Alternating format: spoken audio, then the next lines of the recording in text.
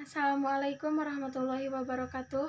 Perkenalkan, nama saya Encin Mulyani dari kelas 1A Prodi PGSD STKIP 11 April Sumedang. Di sini saya akan menyampaikan materi tentang landasan-landasan pendidikan untuk memenuhi tugas pengantar pendidikan yang ditugaskan oleh Bapak Denny Muhammad Budiman, MPD.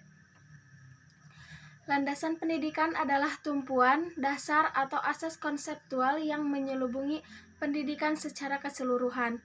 Biasanya yang dibahas terkait dengan landasan pendidikan ini adalah hakikat manusia sebagai makhluk pembelajar, situasi, proses, perubahan sosial, aliran pelaksanaan, hingga permasalahan-permasalahan pendidikan. Yatimah mengatakan bahwa secara leksikal, landasan berarti dasar, tumpuan, atau alas. Oleh karena itu, landasan pendidikan merupakan tempat bertumpu, titik tolak atau dasar pijakan dalam melaksanakan pendidikan. Landasan-landasan tersebut meliputi landasan hukum, filosofis, ilmiah, hingga yuridis atau hukum yang melindungi hak pendidikan. Fungsi dan tujuan pendidikan. Bagian A, fungsi landasan pendidikan, sehingga dapat disimpulkan bahwa fungsi pendidikan mencakup beberapa poin di bawah ini. Yang ke-1, sebagai pijakan utama yang kokoh dan adil untuk memastikan keadilan pendidikan seperti dalam landasan hukum pendidikan. Yang kedua, barometer utama untuk memastikan kualitas pendidikan yang terarah sesuai dengan kebutuhan dan tujuannya. Yang ketiga, landasan perlindungan hukum untuk menjaga keadilan dan kemerataan pendidikan. Yang keempat, perlindungan fungsi pendidikan pada pakemnya agar tidak disalahgunakan untuk hal yang buruk. B. Tujuan landasan pendidikan. Sementara itu, tujuan atau hasil yang dicapai melalui kajian landasan pendidikan adalah sebagai berikut. Yang ke-1, pendidikan menjadi hak seluruh manusia tanpa syarat apapun. Yang kedua, pemerataan pendidikan baik dari segi kuantitas maupun kualitas bagi seluruh umat manusia. Yang ketiga, terjaga hak pendidikan bagi seluruh kelangganan tanpa terkecuali. Dan yang keempat, pendidikan berfungsi sebagaimana mestinya, yakni memajukan dan membantu manusia untuk dan tidak disalahgunakan untuk hal yang negatif. Dan yang C, asas dan unsur pendidikan. Asas atau prinsip pendidikan merupakan tumpuan intrinsik pendidikan. Terdapat inti pokok dari dalam pendidikan yang harus dipahami terlebih dahulu, yakni asas dan unsur pendidikan. 1. Asas pendidikan. Asas pendidikan merupakan sesuatu kebenaran yang menjadi dasar atau tumpuan berpikir, baik pada tahap perancangan maupun pelaksanaan pendidikan. 2. Asas Tutwuri Handayani. Asas ini merupakan gagasan yang dikemukakan oleh Ki Hajar Dewantara, seorang perintis kemerdekaan dan pendidikan nasional. Tutwuri Handayani mengandung arti pendidikan dengan kewibawaan yang dimiliki. Asas Tutwuri Handayani yang kini menjadi semboyan Kemdikbud pada awalnya merupakan salah satu dari asas 1922, yakni 7 buah asas dari Perguruan Nasional Taman Siswa yang didirikan pada tanggal 3 Juli 1922. Ketujuh asas 1922 tersebut adalah sebagai berikut. A. Setiap orang mempunyai hak untuk mengatur dirinya sendiri dengan mengingat terbitnya persatuan dalam perkehidupan umum. B. Pengajaran harus memberi pengetahuan yang berfaedah, yang dalam arti lahir dan batin dapat memerdekakan diri. C. Pengajaran harus berdasarkan pada kebudayaan dan kebangsaan sendiri. D.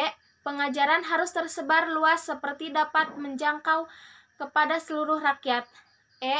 Bahwa untuk mengejar kemerdekaan hidup yang sepenuh-penuhnya lahir maupun batin, hendaknya diusahakan dengan kekuatan sendiri, dan menolak bantuan apapun dan dari siapapun yang mengikat, baik berupa ikatan lahir maupun ikatan batin.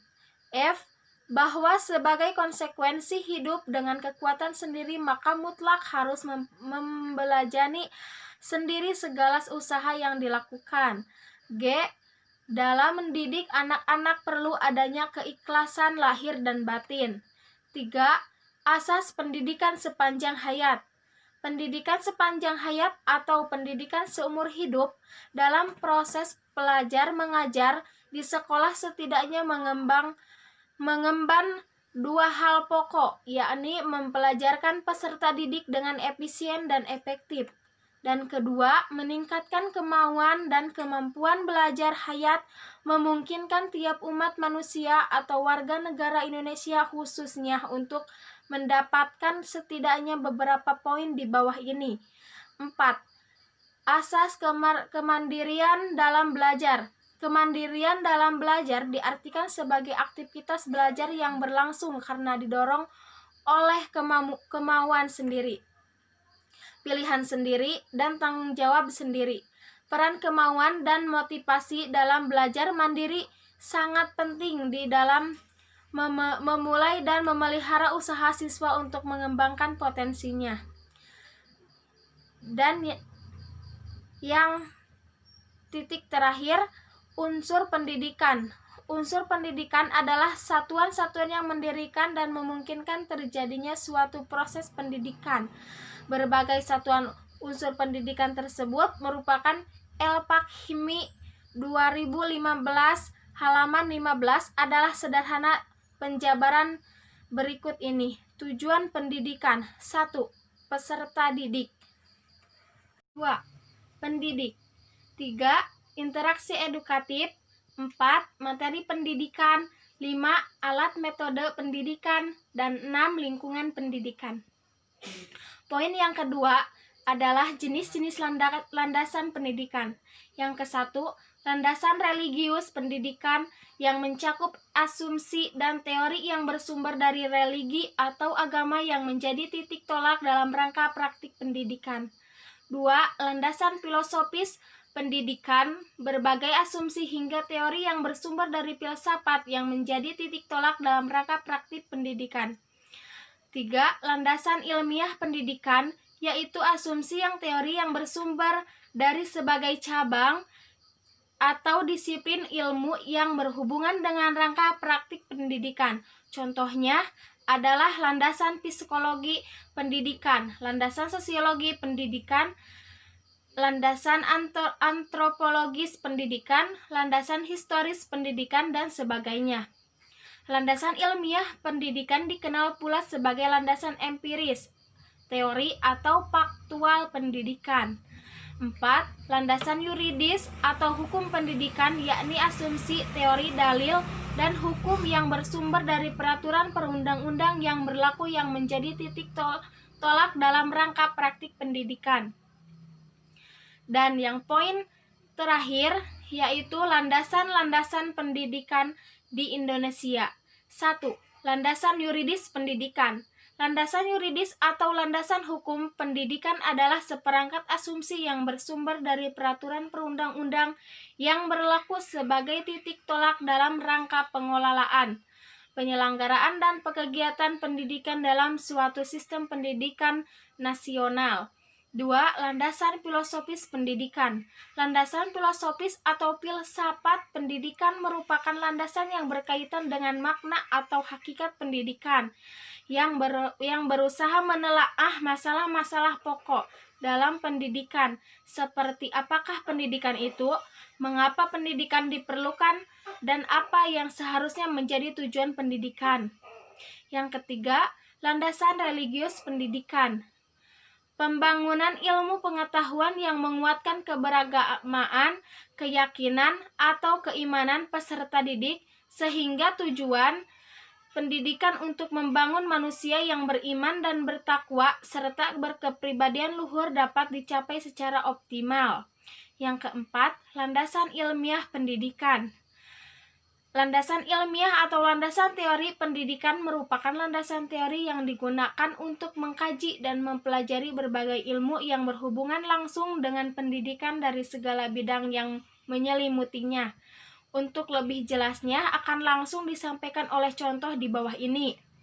5. Landasan psikologis pendidikan. Landasan psikologis pendidikan adalah asumsi-asumsi yang bersumber dari hasil studi disiplin psikologis yang dijadikan titik tolak dalam rangka praktik pendidikan. Di dalam hubungan pendidikan dengan psikologi, pendidikan harus mampu memahami perubahan yang terjadi pada diri individu, baik perilaku, perkembangan maupun pertumbuhannya.